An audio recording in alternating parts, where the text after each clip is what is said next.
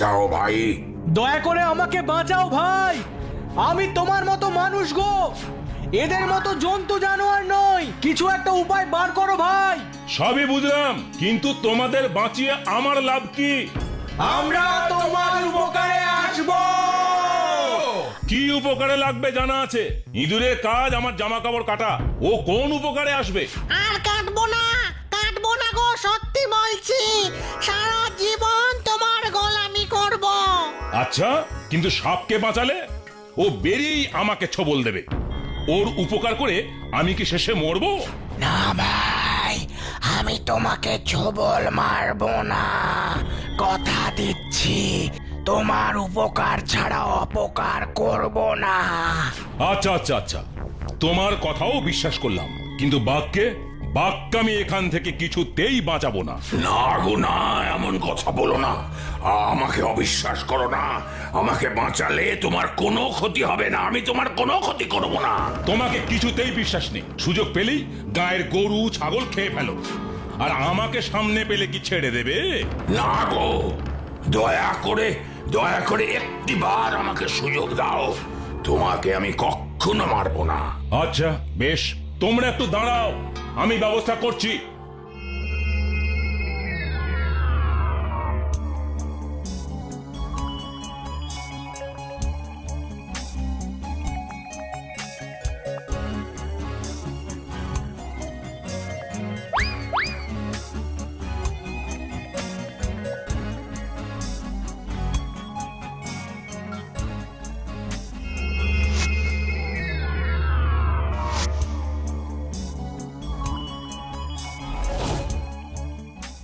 তুমি আমার প্রাণ রক্ষা করেছো, তুমি আমার রক্ষাকর্তা, তোমাকে আজীবন মনে রাখবো।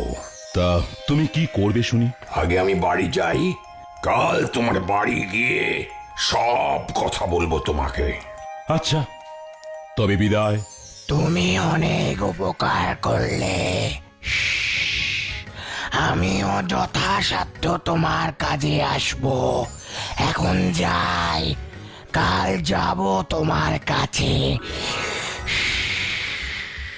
আচ্ছা এসো। ও শিকারি দাদা, আমিও কিন্তু এখন বাড়ি যাব, কিন্তু আবার আসবো তোমার কাছে উপহার নিয়ে। বেশ, এসো তবে। কিন্তু আমি কি করব বলো তো ভাই? কেন, তুমিও বাড়ি যাও, আর কি করবে? আমার কি বাড়ি আছে যে যাব? আমার তো কিছুই নেই। আহারে, তোমার বুঝি কোথাও কেউ নেই? না গো দাদা, আমার তিন কুলে কেউ নেই, ঘুরতে ঘুরতে জঙ্গলে পথ হারিয়ে এই গর্তে পড়ে গেছি। এখন কি করবে তুমি? সেই তো, কি করব, কোথায় যাব, কিছুই বুঝতে পারছি না। আমি তো আর বাঘ সাপের মতো জঙ্গলে থাকতে পারবো না, একটা কিছু খুঁজতে হবে আমায়। আমি একটা কথা বলি, যদি তোমার আপত্তি না থাকে তবে আমার সাথে আমার বাড়িতে চলো। তুমি তুমি আমায় থাকতে দেবে তোমার বাড়িতে? আমি আমি খুশি মনে যাব। তবে হ্যাঁ, আমার ঘরটা কিন্তু খুব ছোট, থাকতে কষ্ট হবে না তো? তুমি এত ভাবছো কেন? আমার তো ঘর বাড়ি কিছুই নেই, তুমি আমাকে থাকতে দিচ্ছ এটাই অনেক। আমার কোনো কষ্ট হবে না, দুজনে মিলে একসাথে বেশ মজা করেই থাকা যাবে। তাহলে আর কি, চলো আমার বাড়ি। হ্যাঁ, চলো চলো।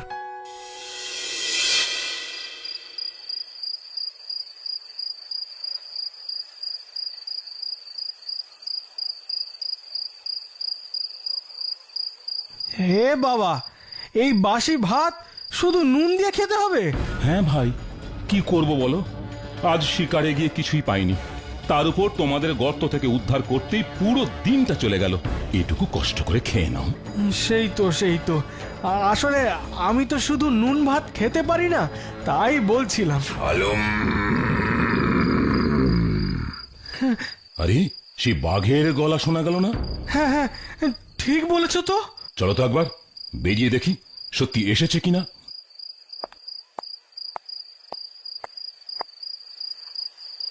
আলম, আলম। ওমা, বাঘ ভায়া যে হঠাৎ এত রাতে, কি ব্যাপার বলো তো? আলম, হ্যাঁ, এখনই এলাম, তোমার জন্য একটা জিনিস এনেছি। এই রাত্রে আমার জন্য আবার কি নিয়ে এলে? তোমার জন্য শিকার এনেছি। শিকার এনেছো? কিন্তু কেন? ও মা, আমাদের উদ্ধার করতে গিয়ে তো তোমার সারাটা দিন গেল। আমি জানি যে তুমি শিকার পাওনি। আমি শিকার পাইনি ভেবে তুমি আমার জন্য শিকার এনেছো? হ্যাঁ গো শিকারি ভাই, আর একটা কথা শোনো, তোমাকে আর রোজ রোজ কষ্ট করে শিকার করতে যেতে হবে না, বুঝেছো তো? বাহ, এটা কেমন কথা হলো? শিকারে না গেলে আমার চলবে কেমন করে? আমি তো আছি, নইলে তোমার উপকারে আমি লাগবো কিভাবে? মানে? মানেটা হলো আমি এখন থেকে তোমার জন্য শিকার ধরে আনবো, বুঝেছ? বেশ বেশ, অতি উত্তম প্রস্তাব বাঘ ভায়া। আজকের শিকার তোমার উঠোনে রেখে দিয়েছি, এখন আসি, কাল আসবো।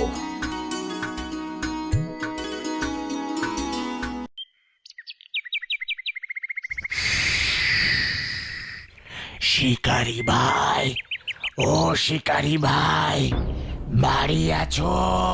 ওমা, সাপ ভাই যে এত সকালে আমার বাড়িতে, ব্যাপার কি? সকাল সকাল কি এমনি এসেছি? তাড়াতাড়ি একটা পাত্র আনো, আমি তোমার জন্য একটা জিনিস নিয়ে এসেছি। পাত্র দিয়ে কি হবে? কি এনেছো তুমি? আগে পাত্র আনো, দেখাচ্ছি।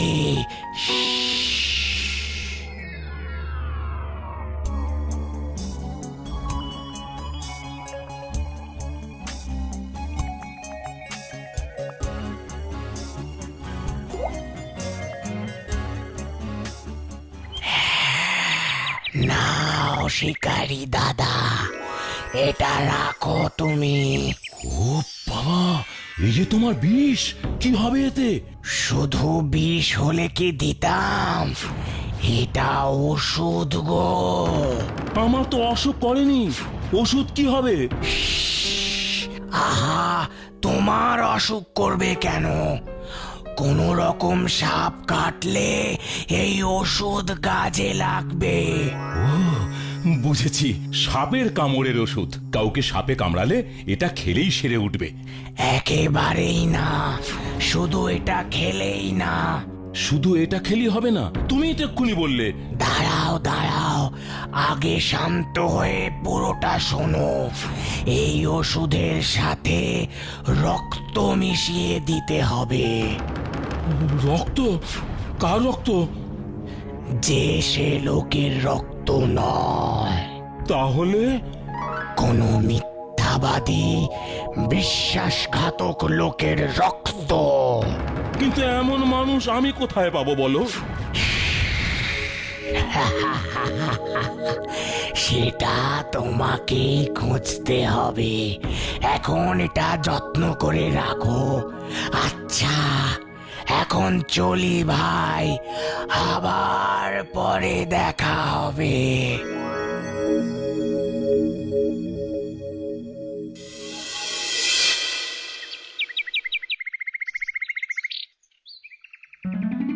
ও, কাজ না করে এরকম ভাবে ঘরে বসে থাকতে থাকতে যে হাঁপিয়ে উঠেছি, ভালো লাগছে না। ওই দেখো, ইঁদুর ভায়া। আচ্ছা, এবার বলো তুমি হঠাৎ আমার বাড়িতে কেন এলে? তোমার জন্য একটা পুঁটলি এনেছি গো শিকারি দাদা, এই দেখো। আমার জন্য এনেছো? কিন্তু এতে কি আছে বলো তো ভায়া? বলেছিলাম না তোমার জন্য উপহার আনবো, সেটাই আজ নিয়ে এলাম গো। ও তাই বুঝি? তা কি উপহার এনেছে ও দেখি? নাও নাও, ধরো ধরো। ওরে বাবা, এত দামি দামি হিরে মণি মানে কোথায় পেলে? কোথায় পেলে তুমি এত মূল্যবান উপহার এনেছো? কোথায় পেলে? তোমার উপকারের কাছে এই উপহার তো তুচ্ছ।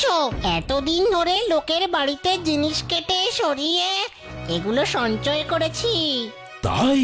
হ্যাঁ গো, এগুলো আজ থেকে তোমার হলো গো দাদা। কি বলছো? কিন্তু এগুলো দিয়ে আমি কি করব? কেন, তোমার এই ছোট্ট কুড়ে ঘরটা ভেঙে বড় বাড়ি বানাও। হ্যাঁ হ্যাঁ হ্যাঁ হ্যাঁ হ্যাঁ, ঠিকই বলেছো, ঠিকই বলেছো।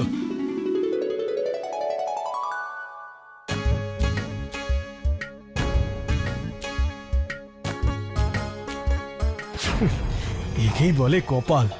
ছিল গরিব শিকারী, নুন আনতে পান্তা ফুরোতো, আর এখন একেবারে রাজা, কিছুই করলো না অথচ এত কিছু পেয়ে গেল। দেখলেই আমার অসহ্য লাগছে। আমিও তো ওই জানোয়ারগুলোর সাথে একই গর্তেই ছিলাম, কিন্তু কিছুই তো পেলাম না। শোনো শোনো শোনো, সবাই শোনো, আমাদের গ্রামের জমিদারের বাড়ি থেকে বহু মূল্যবান জিনিস চুরি গেছে। যদি কেউ সেই চোর বা জিনিসের খোঁজ দিতে পারে, জমিদার মশাই তাকে পুরস্কার দেবেন। শোনো শোনো শোনো। এই যে সুযোগ পেয়েছি, শিকারী এবার বড়লোক হওয়ার মজাটা টের পাবে। দাঁড়াও তোমার ব্যবস্থা করছি। কি কি জিনিস চুরি হয়েছে, কবে হয়েছে, সবই তো তোমাকে আমি বললাম। তা তুমি এ ব্যাপারে কি সাহায্য করতে পারবে বলো? কিছুদিন আগে এক শিকারীর সাথে আমার আলাপ হয়েছে। সে ছিল খুবই গরিব, এই গ্রামে একটা কুঁড়ে ঘরে থাকতো, কিন্তু হঠাৎ করেই সে বড় লোক হয়ে গেল, বিশাল অট্টালিকা বানালো। রাতারাতি সে এত টাকা পেল কোথায় আপনি বলুন জমিদার বাবু? তাই তো তুমি ঠিকই বলেছো।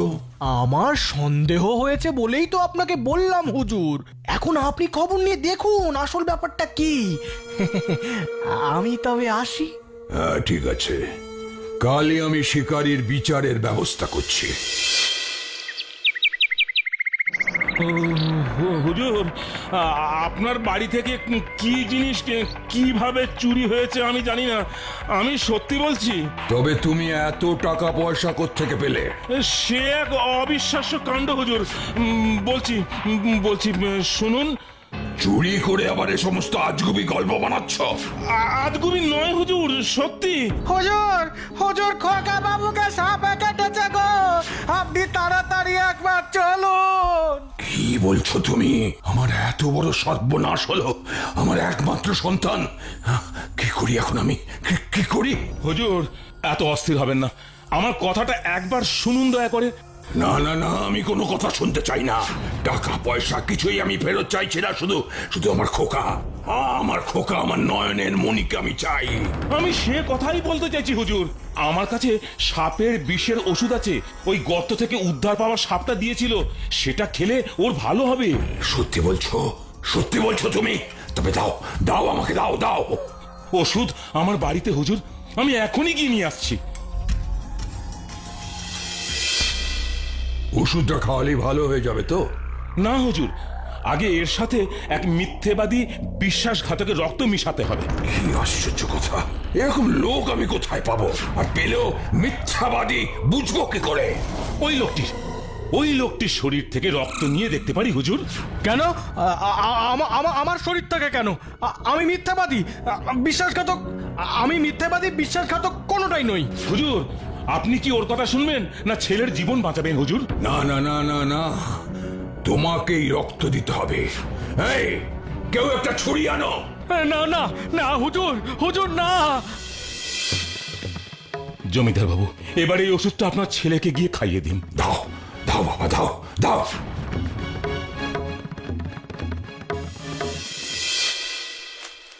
এটা একবারে অবাক কাণ্ড। তোমার দেওয়া ওষুধ খেয়ে আমার ছেলের জ্ঞান ফিরেছে, সুস্থ হয়ে উঠেছে। তোমাকে যে আমি কি বলে কৃতজ্ঞতা জানাবো। আমি যে মিথ্যে বলিনি তার প্রমাণ পেলেন তো হুজুর।